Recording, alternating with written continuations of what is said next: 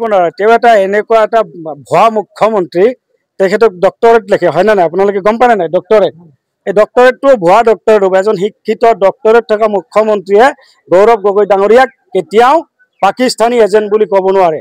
আৰু তেওঁক মই কম, এইবিলাক ননচেন্স কথা, মূৰ্খৰ দৰে কথা কোৱাটো অসমৰ ৰাইজে বেয়া পাইছে। এতিয়া গৌৰৱ গগৈ ডাঙৰীয়া এজন প্ৰায়ত মুখ্যমন্ত্ৰী, 3বাৰকে মুখ্যমন্ত্ৰী আছিল। তেওঁৰ পিতৃৰ যি অৱদান অসমৰ কাৰণে সেইটো অবৰ্ণনীয়, আপোনালোকে জানে।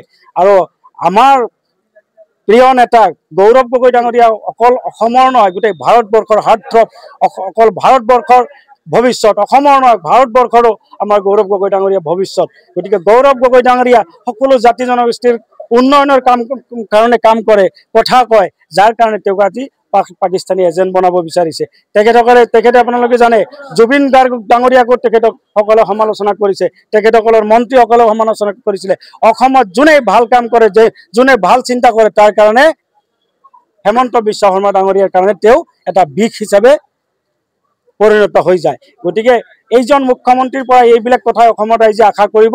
গতিকে বেছিদিন অপেক্ষা কৰিব নালাগে, অহা 26 চনত চাব, এই যিজন পাকিস্তানী এজেণ্ট বুলি কৈ আছে না, সেইজনেই অসমৰ মুখ্যমন্ত্ৰী হ'ব।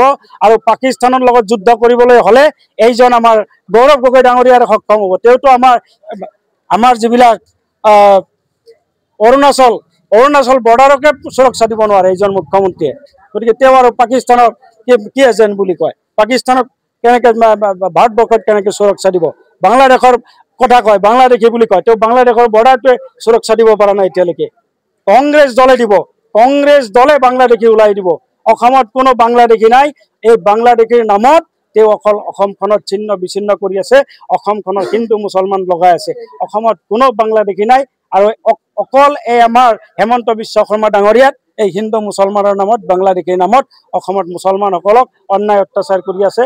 আৰু এই হেমন্ত বিশ্ব শৰ্মা অকল মুছলমান বুলি কথা নহয়, তেওঁ কোনো জাতি জনগোষ্ঠীৰ কাৰণে এজন ভাল মুখ্যমন্ত্ৰী হ'ব নোৱাৰে।